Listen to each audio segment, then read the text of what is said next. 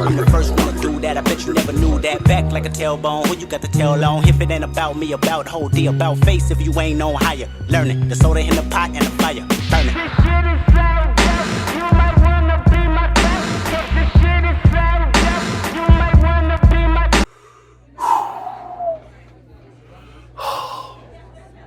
I just got done being Crow Country.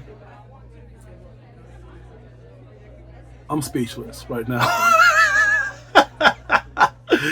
I don't know if it's because of how much I've enjoyed this game or because of how fast it took for me to beat it. Normally when I play horror games like this, I take my time, and I did. I took my time. I went around the area, got every collectible. I even went on YouTube to make sure that I had not missed anything, even though I have gotten a map that helped me get the get the collectibles and shit.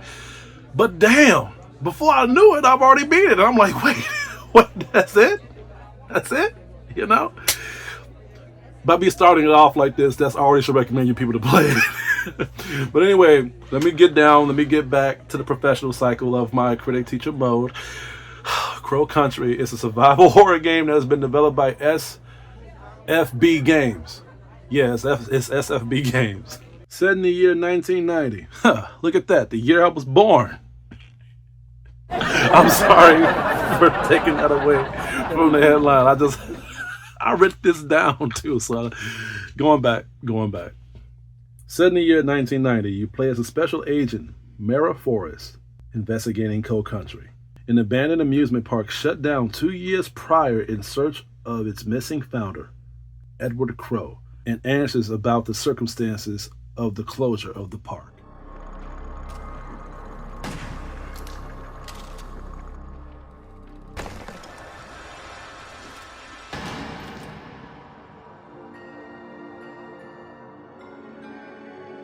Guys, if y'all into 1990s generation of horror or just the early 2000s up to 2007, you need to get Crow Country. There's no reasons for you to not get it. The game is not 60, it's not 30, it's not $20. The game is only 15 bucks. I don't know if the price went up now, but hey, I bought it when it was $15. Okay?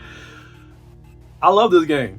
This game was enjoyable. Is the game scary? Well, it's subjective. Like, what does scare you? I know a lot of people tell me that's clowns scare them. Well, then play Crow Country. You're gonna love Crow Country because it's in a fucking amusement park. If you love old school horror, then you're gonna love this game as well, because I was getting a lot of feels of not just Resident Evil, even though that's a cliche comparison, but I was getting also feels of Clock Tower and the Silent Hill series as well. The game picks up at a very, very fair pace, but kind of fast.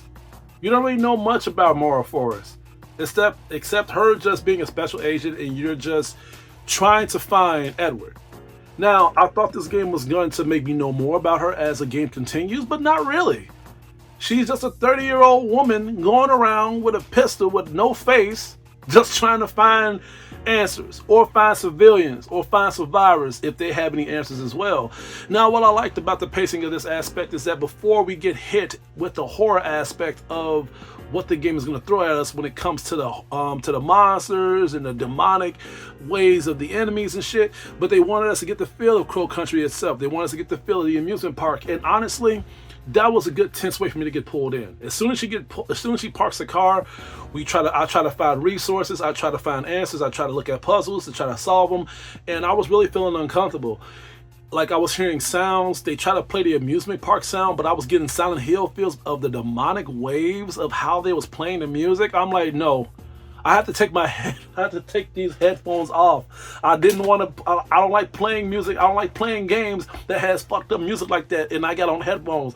It makes me feel uncomfortable. I have to check behind me to see if anybody was around, and I got my girlfriend living with me right now, and she likes to fuck with me when I do shit like this, so I'm sorry.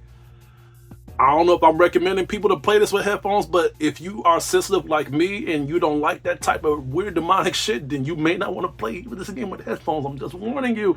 But it was doing a good job. of me getting synced into the tension aspect of the environment of the amusement park. Machines that wasn't functioning properly. Certain like robots that was like trying to help you out, not help you out, but just being part of the environment, talking backwards and shit like that, or just maneuvering in certain ways that made you feel uncomfortable. And there was some rooms that I think I shouldn't have walked into, that I went inside, and I don't even want to get deep into that part. I don't want to get deep into. Let's just say that the game did very good with the environmental aspects of the horror. I'm gonna just leave it at that, man. I really felt uncomfortable and I really felt scared. When I was getting deeper into the game, that was when I was coming across civilians. I came across a couple of survivors that was telling me their reasons of why they was in the amusement park. So it felt a little lifelike to me. I thought that I wasn't gonna find anybody. I thought this place would have been already in ruin, but you had people that was trying to find answers. You had people that was stuck there trying to find Edward themselves, and they had their own little set piece reason too. And I kind of felt bad because as Mara, I don't know why I'm having a problem saying her name. It's a 4-letter fucking word. Mara. Anyway, when Mara was finding these people, they was explaining to her like what they was doing here and why they was in the presence of this park and why they was trying to find Edward. But you don't really know much about Mara. I thought Mara would explain like, hey, look, I'm doing this too, but you don't know like her situation. You don't know her about her personal life. There's even no information about what she was doing before she was in the fucking amusement park. And I was even looking through the through the collectibles, trying to see if there was any like pieces of paper or a journal that she had, so I could know about her history. A lot of horror games do that. Y'all be surprised. But they didn't do that here on Cold Country. So again, I'm saying that because for me to play a survival horror game, I need to care about the character that I'm playing with. It makes me really fear for their lives if my life is at stake. I'm just putting that out there for the people for the developers that's looking at this review.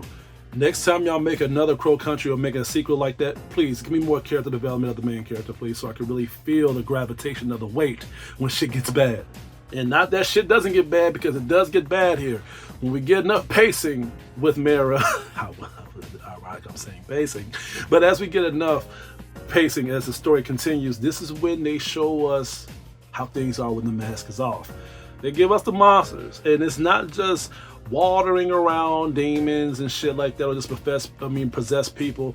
I'm gonna have to ask y'all a question. What makes y'all afraid when it comes to zombies?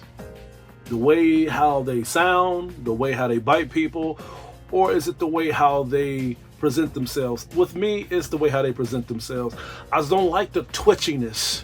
I don't like how they walk to you. And I don't know if it's because I played PT and it fucked me up like this. And every time I see that, I think about Lisa.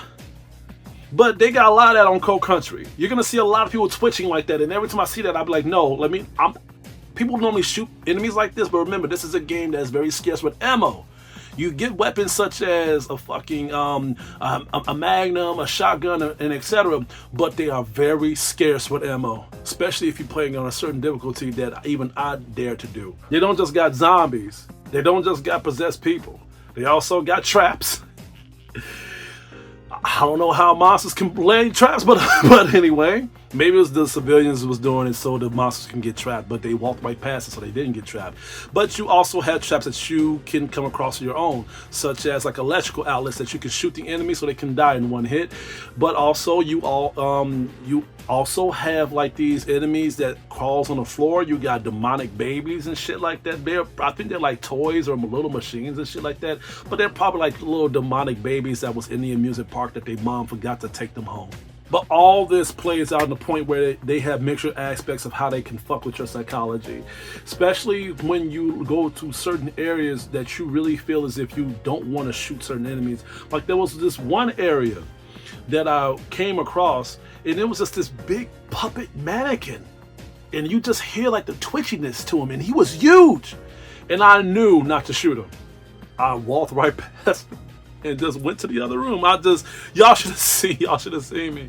When I seen that shit, I just had my control, and I was like, okay, let me just, and I just had Mara just go to the corner and just go to the other side of the room. It was fucking, it's been a while since I played a game like this that really made me question of how I survived. Now, a lot of people that did the reviews on this compare it to Resident Evil. They compared it to Resident Evil because of the comfortness, because of the fear aspect, and above all, because of just the scarceness of the ammunition. They're right. It's a lot like Resident Evil. It's a lot like Silent Hill because of the monsters and the demonic activity, because of the the tenseness of the environment. But what I did not like about this game is the fact that they wanted to be too much like Resident Evil by following certain aspects of the game that Resident Evil 2 and Resident Evil 1 had failed with, and that is I don't know about y'all, but I just don't like the way how the controls are. I don't. You get that on Crow Country as well. I just don't like the way how this game controls. There's a way for you to fix that though. But it took a while for me to still get used to it. You just change the button configuration and you still do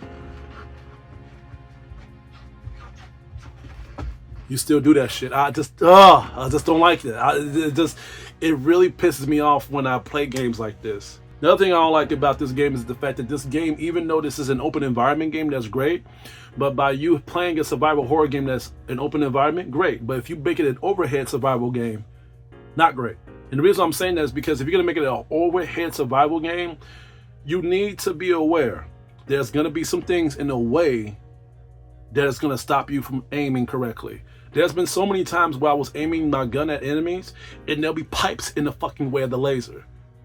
I have to move my character in certain ways for me to aim right. And by that time that happens, I get chewed out by these bad guys.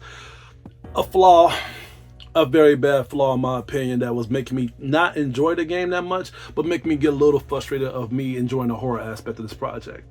I first thought people was complaining about that aspect a little too harshly. But then when I ended up coming across it, I was like, man, they're not complaining enough. I'm sorry. I get very critique with this type of shit. So I feel like if I'm going to play a game, regardless of the story or the character development, how am I going to enjoy that game? And I was enjoying Crow Country, but damn it. By this being an overhead game, strike one. I don't like overhead games.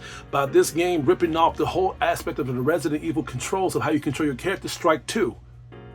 Didn't like that shit either. And then the fact that you didn't even want to patch the game up and just try to see how the aiming would work with an overhead survival horror game, and you noticing that it was a way of a lot of aspects, specs, and decorations of the ceiling, strike three. All that got in the way of me fully enjoying this game in its full potential. And I love indie games, but I feel like for me to love indie games more, and what makes indie games shine more than modern games, is when they look at developers and they want to do better than them. And honestly, they use some aspects of what we loved about horror, but they kept the aspects of what made us irritated with horror games from back in the 90s. Overall, this game is great. I loved it. Crow Country is a good game. I recommend you all to buy it, especially if you love horror like I mentioned. But be aware, not the issues that I mentioned, but be aware to not wear headphones. I dare you to wear headphones. If y'all wear headphones and play this game, y'all let me know how y'all experience was in the comments. I'll be open to hear y'all opinions about it. I'm gonna have to give Crow Country a B-.